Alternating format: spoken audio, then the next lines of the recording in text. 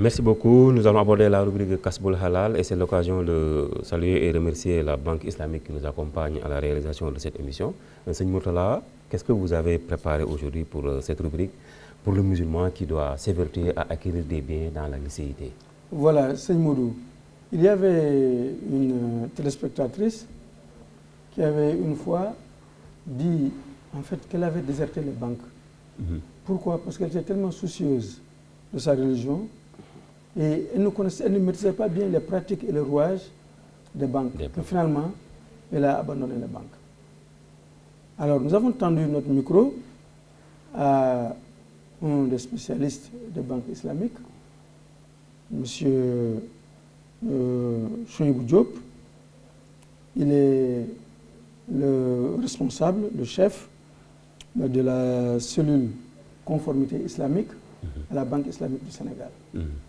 Et dans cet entretien que nous avons eu avec lui, nous percevons que dans le cadre d'une économie morale et régie par des principes musulmans, la finance islamique a proposé des voies et moyens pour divers produits et services.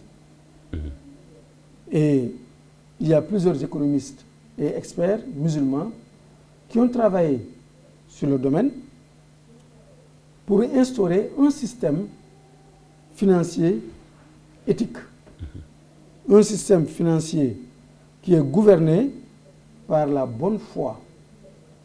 Un système économique financier qui permet d'éviter l'usure et les crises économiques qui pourraient naître de la cupidité. Alors, M. Chouaïbou Diop, qui est le chef de service de la cellule conformité islamique de la banque, nous explique donc comment la banque islamique met en service des produits. Des produits de participation qui regroupent l'ensemble des produits concernant le financement des projets et les investissements également. Donc nous allons suivre cet extrait très riche qui permettra à celui qui veut collaborer avec la banque vraiment d'y aller rapidement. Donc la régie, si vous êtes prêts, nous vous demandons de mettre cet élément.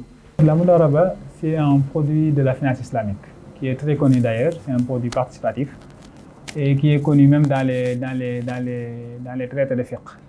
Ceux qui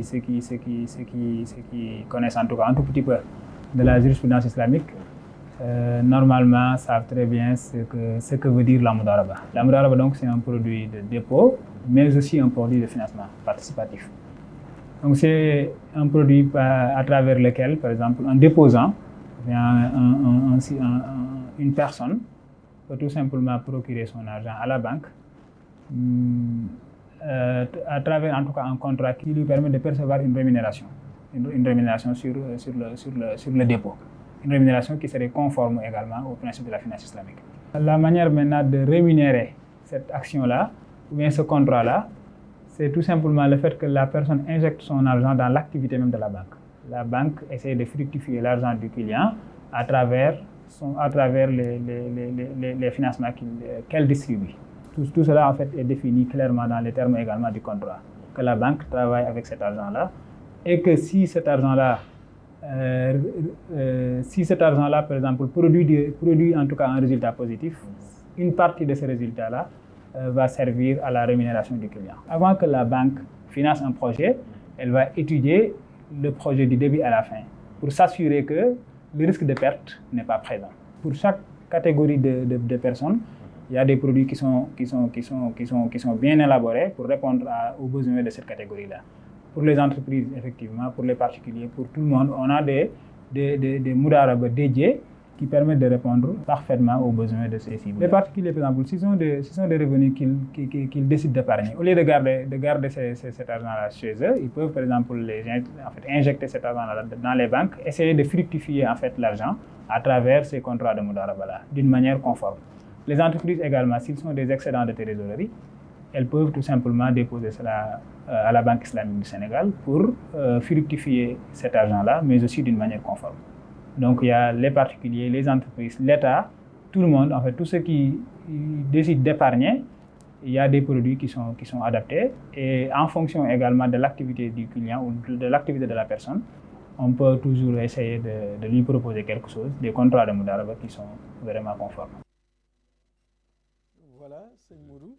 Donc, si vous avez de l'argent chez vous et vous voulez épargner, vous voulez investir, si vous vous rapprochez de la banque, il nous dit qu'il y a des mécanismes financiers qui vous permettent de pouvoir non seulement investir votre argent, la banque va l'utiliser dans des projets et le bénéfice que génère ce projet, vous allez vous le partager selon ce qui est établi. Donc, c'est établi de sorte qu'il n'y a pas d'intérêt. Donc, au lieu de garder l'argent chez vous, allez-y à la banque, travaillez avec elle. Merci beaucoup. Voilà, merci beaucoup. C'est très intéressant. Dommage que moi, je n'ai pas encore beaucoup d'argent à garder. Peut-être que Seigneur Lamine en aura.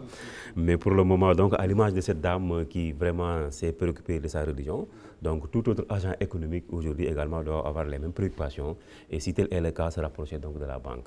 Je pense que c'est important d'être là, de nous accompagner à suivre la voie droite, la voie de l'islam. Merci beaucoup à la Banque islamique du Sénégal.